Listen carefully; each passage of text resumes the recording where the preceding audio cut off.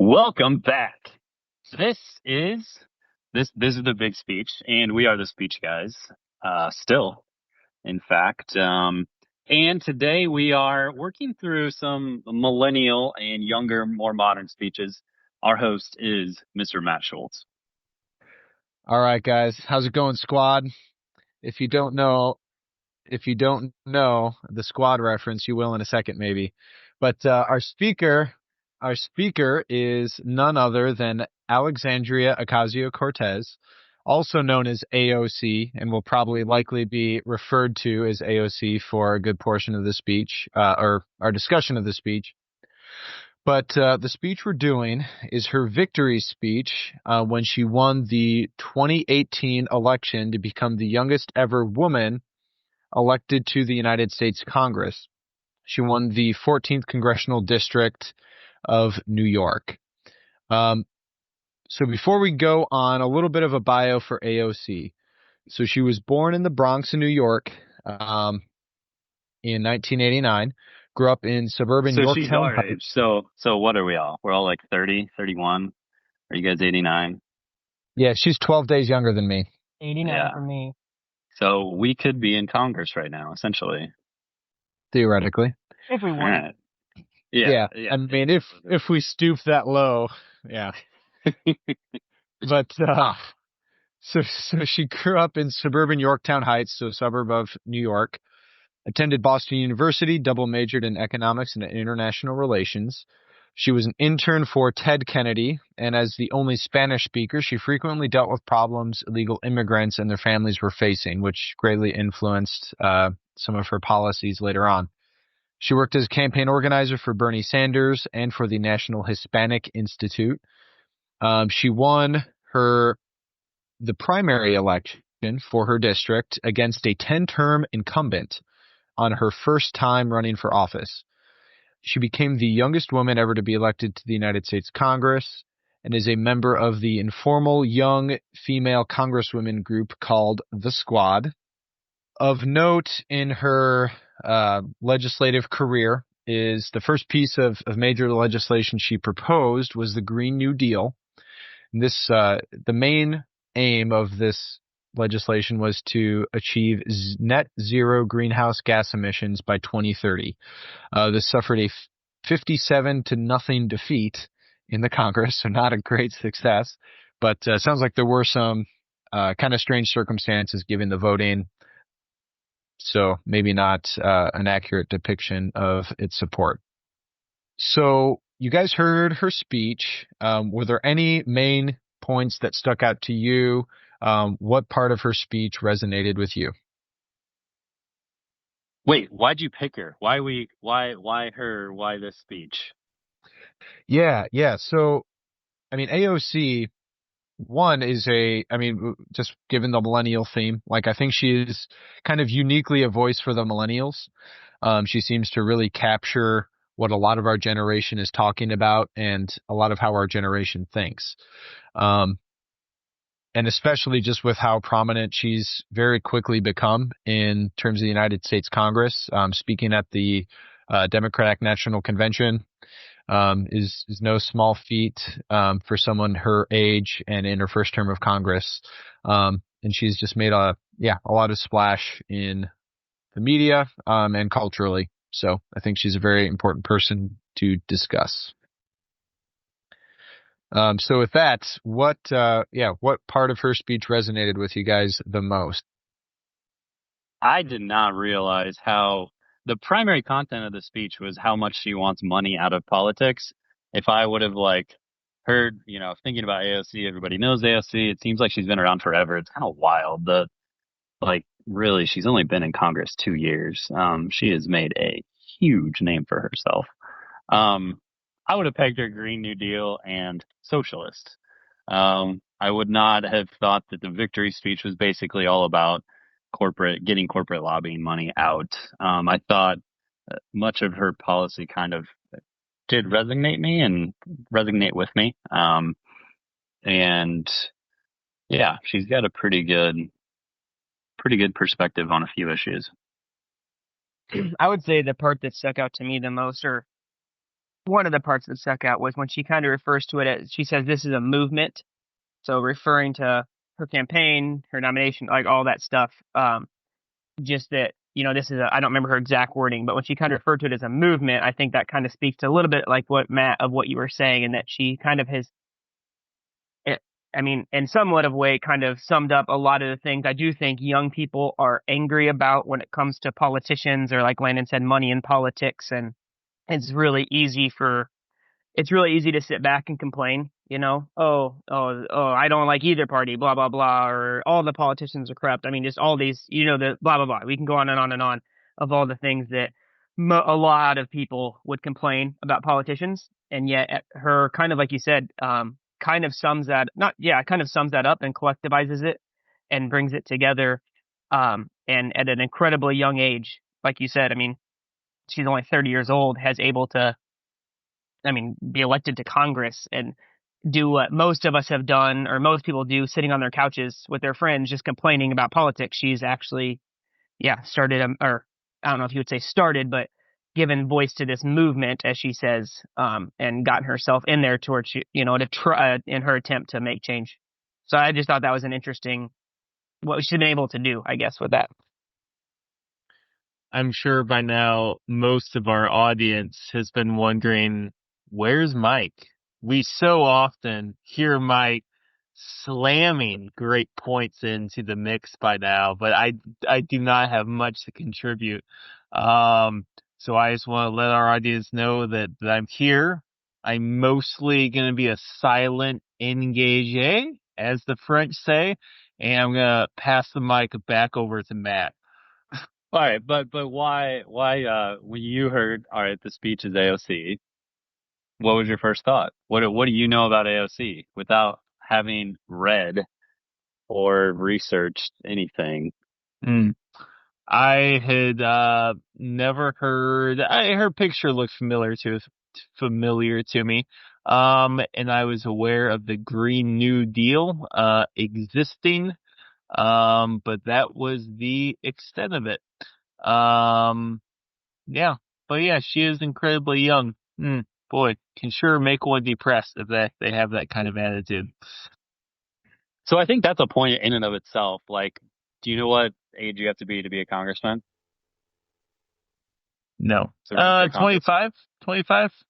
25. Yeah. Do you know when Lincoln ran for Congress? 25? I 26? think he ran like when he was 25, right? Amazing. Might have been state, might have been state. We'll fact check that later. But it is kind of incredible that like if the rule's 25, the fact that like she's been one of the younger ones and pretty much everyone is still 50, 60, that I would think she's certainly inspired quite a bit of a youth movement to be like, oh wait, we don't have to just elect 77, 78, 80-year-olds to this, and it is something to go out and take and talk about and be involved in. That in the least is I think a lesson she showed the country. Yeah, it's an interesting thought if you want to do a really quick, I don't know, thought experiment is the right word, for just allow this thought to bubble through your mind for a few seconds. Is it that 50 to 60 to 70-year-olds are the leaders in Congress and the executive branch because they are the most capable people? Or is it because those are the same ages of people who go vote? Huh, interesting. Never thought of that really before. Probably more the average age of the voter. Yeah. I think that's kind of an interesting thought. I mean, because I feel like you could kind of throw in all kinds of ideas. Because, like, right, she's against this money and this corruption, and it's like, well, who has had the opportunity to advance and accumulate wealth and accumulate money and make connections and blah blah blah? Like, you're not going to do that overnight. I do think there's something to be said though for, and I'm not at all going to bash that we should, that young people shouldn't have a voice whatsoever. But just to kind of put the other side on it, I mean, like you said, when you were 25. right? That's when you could run. And it's like, so I'm 30. So 5 years ago, have I grown, matured, and learned an insane amount in the last 5 years? Absolutely. So like, I feel like I would 100% be a more effective, not that I would all be ready for it, but like I would be a much more effective congressman if obviously that would happen right now. I feel like then I would have been at 25. So, I mean, will I continue to grow and learn and expand and blah, blah, blah, blah? And would I be able to use that experience to be a better leader? I mean, not necessarily, I guess, but I just can't, I don't want to completely throw out the fact that like, if you look at myself at 25 and at 30, I mean, it would be a joke to say that I wouldn't, just for me personally, Ross speaking here, like, Yeah. you would laugh at 25-year-old Ross and 30-year-old Ross in terms of who would be more appropriate for that sort of role. Not that either would be ready for it, but if that makes sense. So I don't want to completely discount the idea that you do, yeah, at least gain some sort of knowledge, experience, whatever you want to call it, as you get a little, just more experience in age. So, I feel like it's one of those things that with most questions, it's probably a multitude of reasonings. It's probably not just one thing, but. Mm-hmm. You guys think that her age, so I mean, in terms of the splash that she's made politically, I mean, I think we've all mentioned, Jed, it's a pretty remarkable entrance she's made onto the political scene. Do you think her age has been a benefit for her or been a burden for her? Because I could certainly see what Ross is saying, like age, experience. A lot of people might not be comfortable with it, but certainly just the kind of the unicorn of being like a young Hispanic woman, is kind of certainly gives you a little bit more notoriety. And just for a little bit of reference, so the average age of Congress people is 57. I'm sorry, for Congress it's 57.6 years. For Senate it's 62.9 years. So that's something interesting to consider. I mean, that's the average, right? So there's a good number of people older than that, holding these positions. So I don't know if that puts any context to truly how remarkable, and how rare, someone like AOC is. Well, the youth made her popular. The inexperience, I think, has made it a bit harder to be super effective in Congress. I mean, Congress isn't meant to be like a very fast moving ship, but the House was certainly like 2-year terms, any age, like get new ideas in and out. And the Senate is more of an older, longer term chamber, 6 years minimum, just like the elder statesmen who are going to veto most of the crazy things coming from the House. But like, it's a check and a balance between the two chambers to not change the original course of the country that much. It's a big ship that isn't going to turn on a dime to pass a Green New Deal the first run out of the gate. I think also, I mean, with her though, it's not like she's just some random, oh, this 29-year-old. I mean, it's kind of marketed like that in a little bit way, like, oh, some really young Hispanic woman that was a bartender is now a congresswoman. But it's like I mean, she went to Boston That's a good College. point. Yeah. Right, she, like you said in the bio, right, she worked under Ted Kennedy. She was on the campaign for Bernie Sanders. It's not like she was like, oh, I've never heard of politics before, and I'm this poor Right. bartender that wants to get involved. Like, she was educated, she was intelligent, she had worked in politics before. So, which maybe some people would say makes her better. Yeah. Yeah. So, I mean, I think that's just Ted Kennedy. maybe it's more of a perfect storm if she has the youth, all these things that are new, these new ideas, and yet at the same time she was able to get in because of, yeah, I mean, she's clearly intelligent, she's educated, all that type of stuff. Mm-hmm. Mm-hmm. Something you mentioned when you kind of gave your thoughts on this speech, the idea of, you mentioned a movement, not an election. I'm curious. I mean, this isn't just for Ross. So, I mean, whichever one of you guys feel strongly about it, just kind of throw it out there. Do you think the idea of a movement as opposed to an election and kind of more of a policy type of thing, is the idea of a movement is that a good thing for our political scene, right? So it makes it seem like politics is upstream of culture, right? So if it's a political thing that makes a movement among the people, as opposed to like vice versa, do the people kind of inform politics? Like I don't know. She seems to kind of toe the line with that sort of stuff. with her speech. What do you guys think about that sort of idea or that dynamic? I mean, first thoughts, not being like an AOC expert, but I think just from the way she phrased her speech and kind of framed her speech, I think she would almost approach it more as well, this isn't a politics or the people making the decision. This is the people. I don't want to say rising up because that's pretty strong language, but I feel like she would almost phrase it or pose it more as this is the people. Like I'm not, even when she says at one point, she says like, I'm paraphrasing here, but she pretty much says like, I didn't get elected because I'm special or blah, blah, blah. Like, so I think at least in this movement or what she represents, she is at least seen to be the voice of the people, if that makes sense. So as opposed to like, oh, politics starting it and moving it forward and the people having to follow, I think what she's trying to do, the right might say she's it's all marketing, blah, blah. Some other people might say, oh no, it's completely genuine, whatever. But like what they're putting out is, I think that she's kind of the voice of this people that have kind of said that movement's already started, and she's the voice that's finally getting it into the actual political sphere, if that makes sense. So, but I don't know. So to answer your question, I don't know. So I don't know if that fully answers your question as far as like, should it or should it not start there? But I think that that's at least how I kind of would, after listening to her speak a little bit, kind of think how she would frame it, if that makes sense.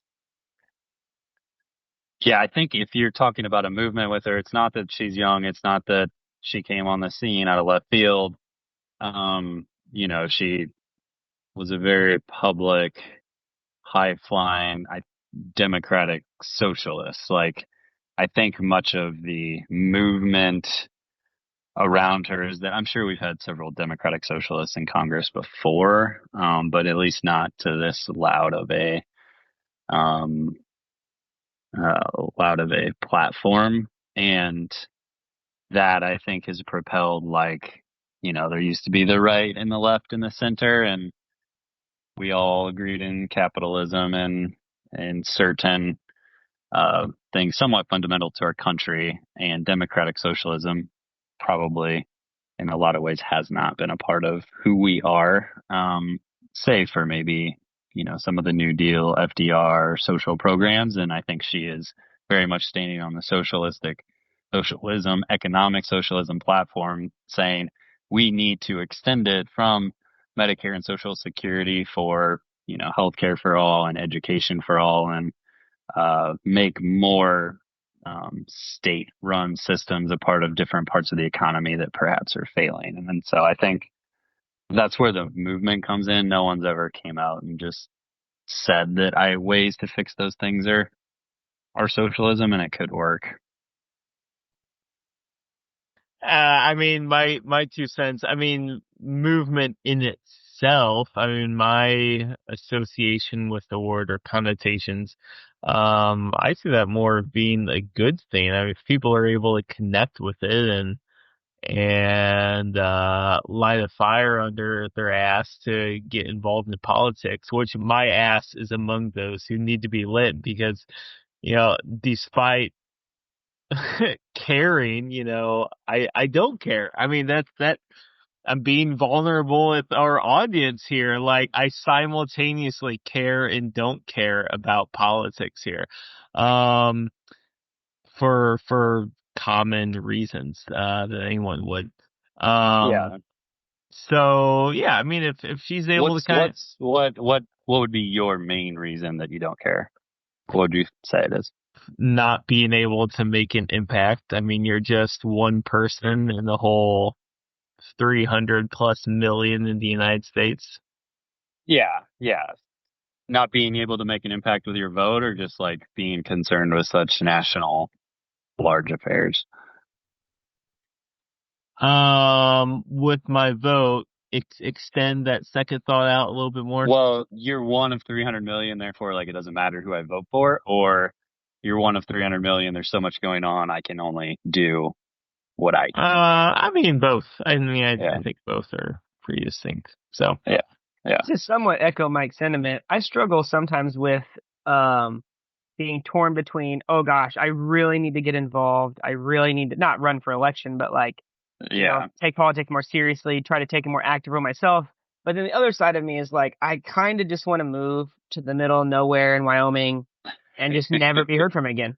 Like, Right. I don't know. So, When it um, comes to politics. And you yeah, could hunt. yeah, there you go. See, wins all around. But Yeah.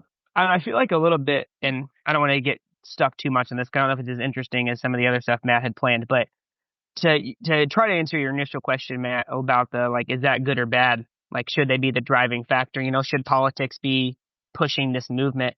I don't know. I feel like that's a little bit of like, even amongst your politicians today, you see some are more maybe, I have these ideas that I want to get out there because I think they're going to help the people, versus other politicians might say, I was elected by the people, so like I'm going to vote however I feel like the people want.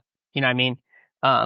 And yeah, I don't know if there's a necessarily, it's probably a mix of both, like most things, but The fears I have with the idea of or maybe not fear, that might be too strong of a word. One of the concerns I suppose I have is, to me, it makes it seem as if, especially when these movements are associated with the government explicitly, um, is that like it kind of reduces our own agency to some degree, or it kind of puts things in the hands of, puts like the main factors of our life in the hands of the government, which I don't know if that's always the case. Like certainly there are bad situations that the government may or may not be able to fix, but at the same time, like we all have personal agency. Um, we all have that. And in addition, I also just have a lot of admiration for the system of government that we have built. And Landon, you kind of mentioned earlier how just the checks and balances in so many different ways, not just in like the three branches of government, but even with having a House and a Senate, right? So that the House might come up with more ideas. The Senate is more of the slower moving. Yeah, maybe not. Let's veto this. It kind of a little bit more of a kind of pumping the brakes.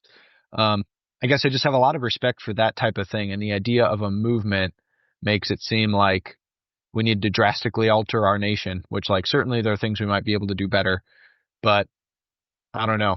I guess the movement language, especially with someone who's, someone who's a democratic socialist, I think gives me a little bit of pause or cause for concern that, um, there's too much haste in changing what I think is a pretty darn good system. I think that's a really good, sorry, Matt, but to kind of bounce off your already well stated thoughts, I do think that there's something to be said for like, it's in a way almost good that sometimes we move slow, because we don't want just every couple years at the whims of, this new idea to drastically change everything, because that's just not going to work in the long term. You know what I mean? So I think that in some ways it's almost like evolution type thing, right? It happens slow, and it's kind of got to be like that for the long term success. Not to say that there aren't some things we need to have more urgency about. So, but yeah, kind of like you said, this idea of just drastically jumping in and, oh, we have to change everything. And maybe you were going to get to it in a little bit, but I think that's one thing too. I feel like overall, I liked her speech. I think she's a good speaker. She's clearly very intelligent. She seems very genuine, which I think a lot of politicians are not. So there's a lot of things I kind of admire about her in a way. But I think one of the ways I maybe like, I feel like she maybe turns me off a little bit is the fact that you kind of get this sense without her explicitly saying that things are just terrible. We need this revolution almost to change everything. And yes, she's kind of an anomaly, like we said, in Congress, but at the same time, like in this system that is supposed to be, maybe they would say so terrible, like, yeah, but a 29-year-old, minority woman just got elected to Congress too. So like, it's clearly not, not to say it couldn't be better, but it's clearly not, the worst thing in the world, if that makes sense. And we've kind of talked about that on other podcasts with economy and, the market and blah, blah, blah. But I think it goes too far to kind of frame it as, oh, things are awful and we need this drastic revolution to fix everything. I do think talking specifically about what she feels is perhaps a negative urgency. We need to act quickly and change the course because everything's going downhill. In her speech, she said, "I'm giving a clear voice on the moral issues of our time. It is now to us to voice them and work on them. We launched this and then in the next paragraph, so she's the candidate for the clear voice of the moral issues of our time. So what are those? I think they're what she immediately said following that, which was, we launched this campaign because no one was authentically talking about corrupting role of money in politics, one, disturbing human rights violations being committed by ICE, number two. The entire generation is graduating with crippling loads of student debt, ticking time bomb for the economy, which is number three. And then I would say her fourth priority, given it's the main bill she sponsored, was climate change, Green New Deal. So are those things to act with urgency? If that's her platform, if that's why she wants to change the game as quickly as possible, is there water to that? You know, gosh, climate change, we've gone over before, and hell yes, it is a major issue. I mean, gosh, yeah, we're gonna have no northern ice cap in probably probably 15 years during the summer. Um, but so the audience has heard that point already. Student loan debt, I don't really feel too sorry for you who have a ton of student loan debt. I mean, maybe I'm biased because my parents have paid for a significant portion, but definitely not all. Little bit of privilege there. Little bit of privilege, but I had enough debt where it could have caused problems. Where it could have caused problems for sure. So, but I mean, at the same time, it's great that she's putting some force behind these things. I'm reminded of a quote from is it Alice in Wonderland or the sequel? What's the weird sequel to Alice in Wonderland that no one has really read? I forget. But it is, if you want to get somewhere else, you must run at least twice as fast as that. This whole idea is that in order to get anything done, like if you want to lose weight, you cannot lose weight generally if you're like, I just need to lose 10 pounds. No, you need to be like, something change big in my life. Okay.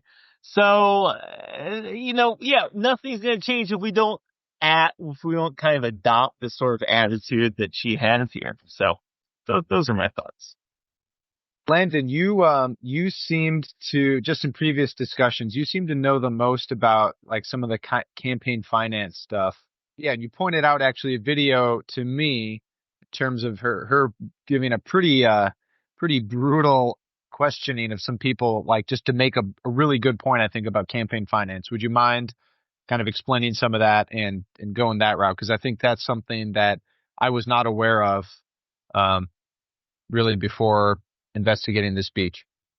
Yeah, I think the summary of it would be, it was a congressional testimony with lobbyists and some of the regulating bodies. And, you can work for a lobbying firm and get paid by them and then switch and be a congressman or work for one of the bureaucracies, like the Department of Ag or the Department of Justice or the Department of Defense. And you can kind of stack the deck for yourself or the company that you are representing to make laws to require that certain products need to be bought in order for like the regulation to be passed. Just, I would say the best examples are, going to work for a major, chemical company and then turning around and working at the EPA and deciding how and what's going to get regulated.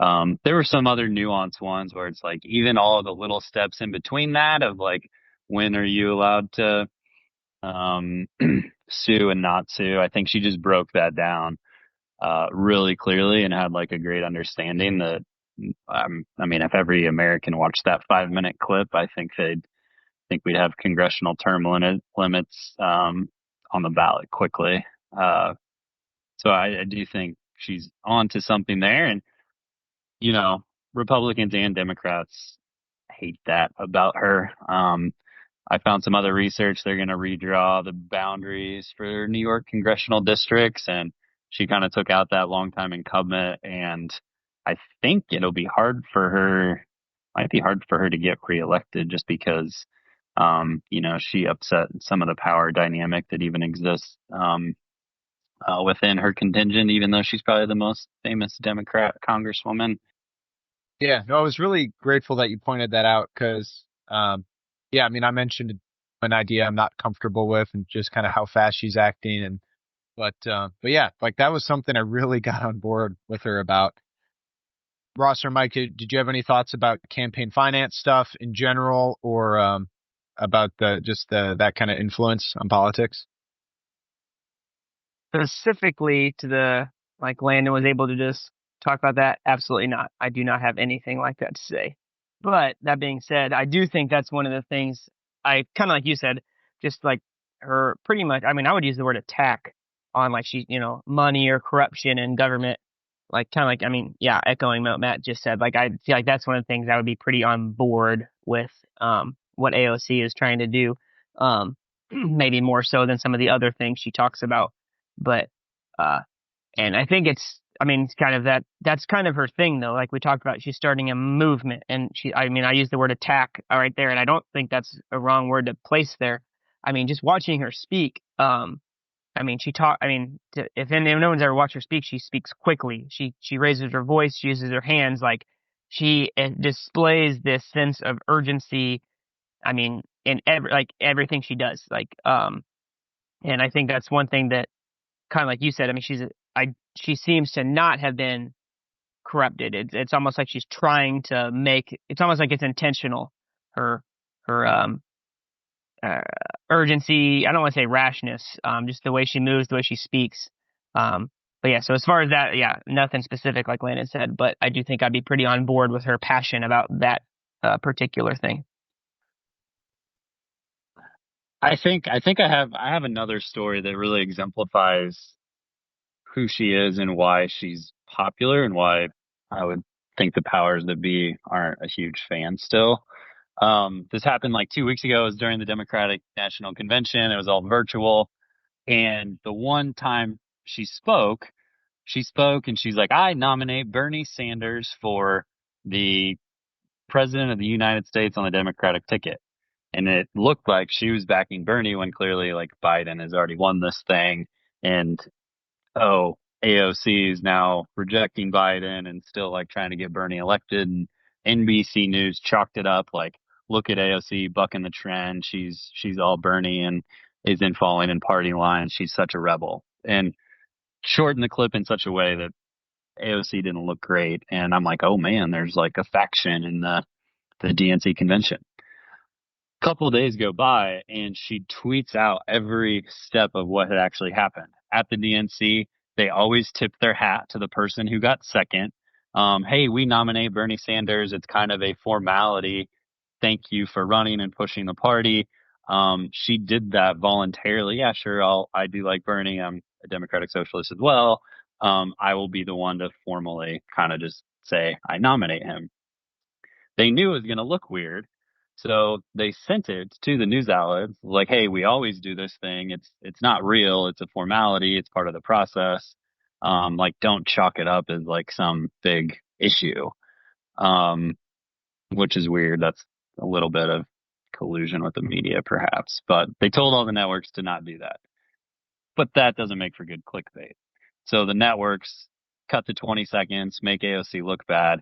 And then basically what she did over Twitter and Instagram and a couple places, like she walked this out and was like, here's how it worked on the back end and why this looked bad and what the media ended up doing to kind of just like stir fear, divisiveness, clickbait. And the fact that she is going through this process, being a congresswoman, and I think, it's pretty large. It's complex. We all learned about it in civics and high school, but there's so much to it. And she's going through it with like fresh eyes and quite a bit of vulnerability. And sometimes she does like make herself look stupid, to be frank, but she's like putting herself in front of the camera. And as she learns the processes, she's like walking, kind of an entire generation through it.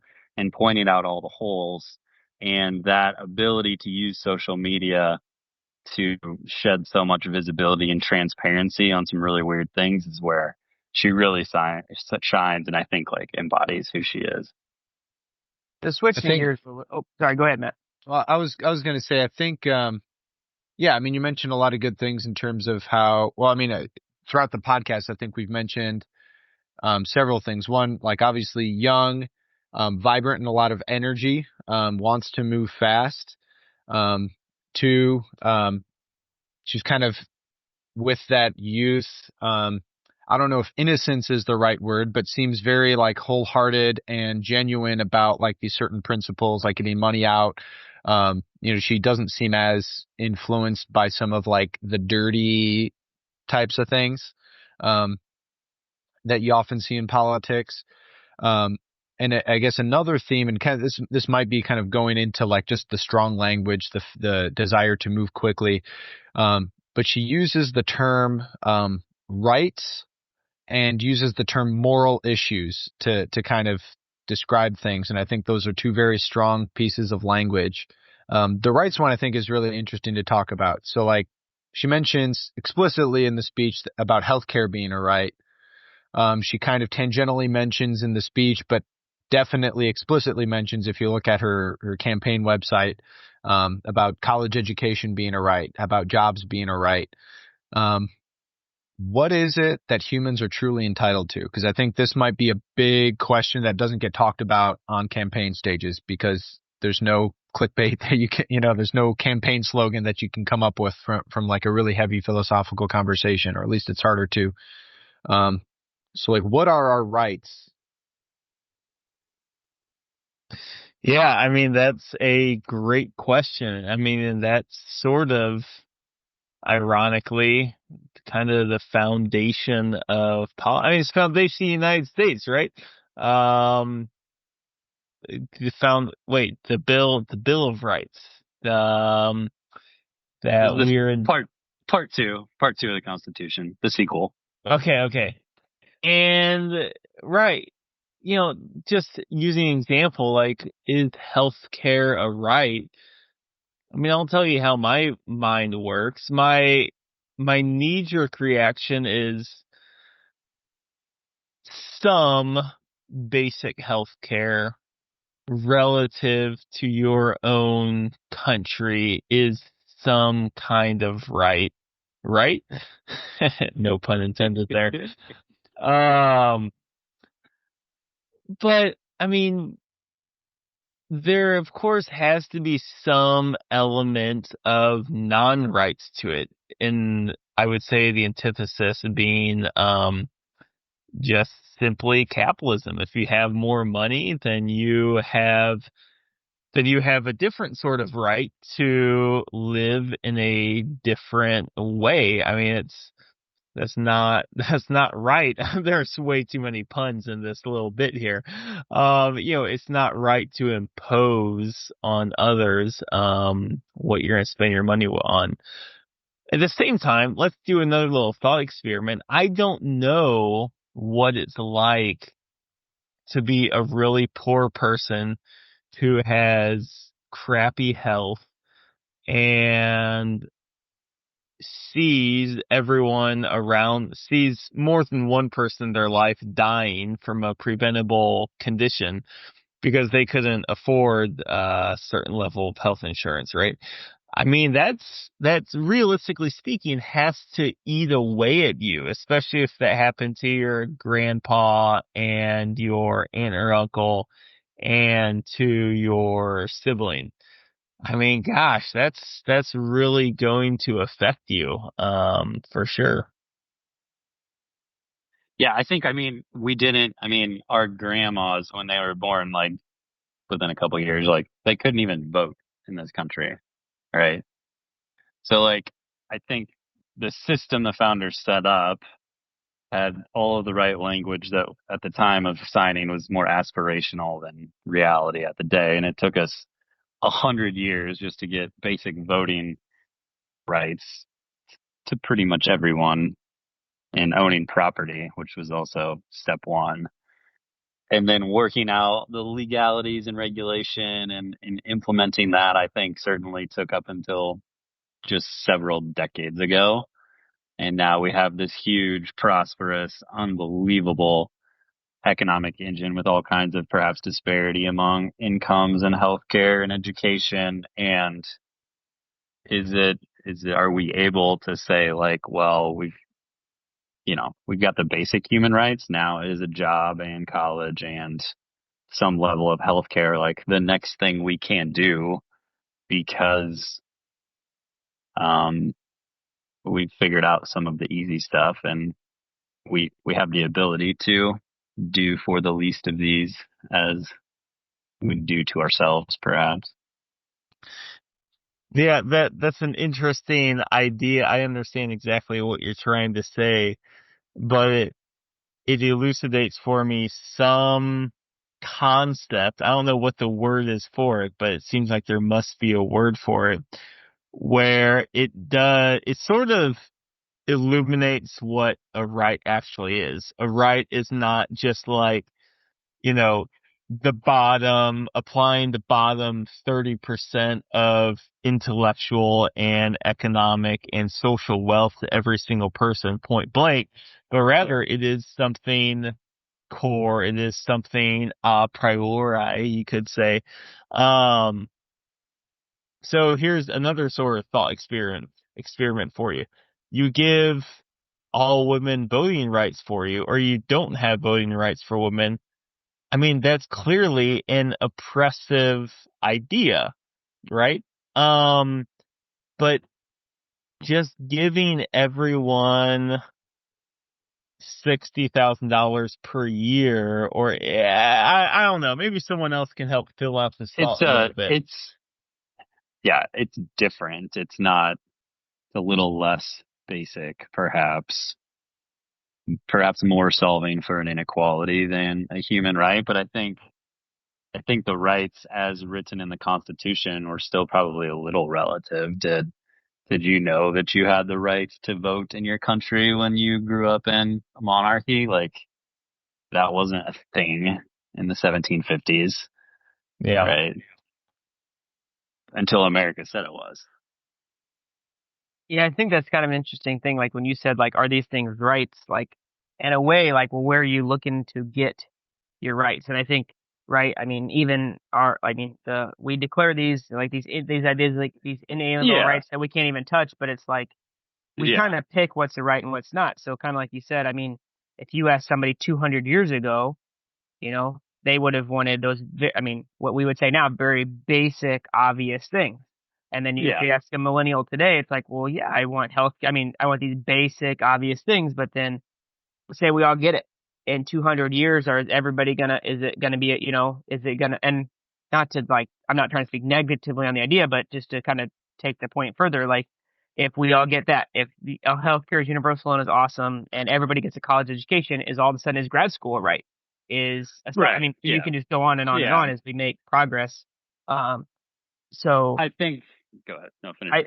I think part of what it is she speaks. There's a sense anytime somebody has something you don't and you want it, that's not fair, right? So, I mean, that's kind of like you kids say that a lot. I mean, there's just this kind of innate sense like that's not fair. They have this. And not say that that's a bad thing. Like, I mean, some of these things probably are rights and we should have, but I think sometimes we toe the line a little bit between, are we establishing these basic rights that we think everybody should have, or are we just trying to give people what other people have, if that makes sense? Mm-hmm. Yeah. And I think in some instances, I think she has a lot of weight behind what she's saying. And maybe others, it's a little bit more of she's kind of using that as fuel, I guess. This idea that, other people have this, I should have it too, as opposed to, is this really a right? Or is this just something like maybe they got lucky or something like that? And not to say that we shouldn't try to work to give that to everyone, but, to say it's an actual right that we should, the government must provide for us, that's a big step to take. Correct. Yeah. I think something interesting too is like, I think we can argue a little bit about like, well, what's a right in the Constitution? What does it say? What do we actually get? I think what AOC has done, or and maybe is a little bit new, is kind of like, oh, I don't know if she's actually said this. I'm speaking of the sense of I get when I hear her speak. Is kind of like, well, I don't care. This is how it should be. You know what I mean? She's not afraid to take on even like I mean, a lot of people would say, you know, oh, I feel like the Constitution says this, right? We have Supreme Court justices that argue about what the Hmm. Constitution may or may not say, but I Hmm. feel like she kind of represents a thought that's like, why are we necessarily stopped by that? You know, so say it's, you know, she has a little bit more of a fearlessness to not be afraid or to go beyond it, I guess, if that makes sense. Yeah, I think that fearlessness might be an interesting way to kind of think a good note to kind of categorize her on in general, right? Just being so young, being so successful this early on, and just being such a loud voice and prominent voice for our kind of our generation, so to speak. Um, with that, let's end with one final question, and that final question is: where will AOC be in 30 years? Will she be president, former president, political has-been, kind of the angry outsider who's more liberal than everyone, aka Bernie Sanders, the future Speaker of the House who's too moderate for younger liberals, aka Nancy Pelosi? Like, where do you guys see her as 30 years from now? Next, Nancy Pelosi. That was a great finishing question too, Matt. Similar, but as opposed to too moderate for the youngers, I still think she'll be too liberal to gain enough support to get past what Nancy Pelosi. Yeah, I don't think she'll be Speaker of the House because that's decided on by the House, and they usually run more to the middle. I think she's got a far better shot at being president than like Speaker of the House. I think she'll be, she is the next Bernie. Um, give her 5, 6, 10 years, and maybe she's on the VP ticket first. At the lowest, she'll be like a Paul Ryan with Mitt Romney VP ticket and might flame out then, but. Um, I think she'll have a lot of staying power and have to be reckoned with. Gosh, I'm really mixed on it simply because, I mean, you alluded to it earlier on with just some of the old money, so to speak, and just kind of seeing how the Democratic Party responded to Bernie's Right. near nomination.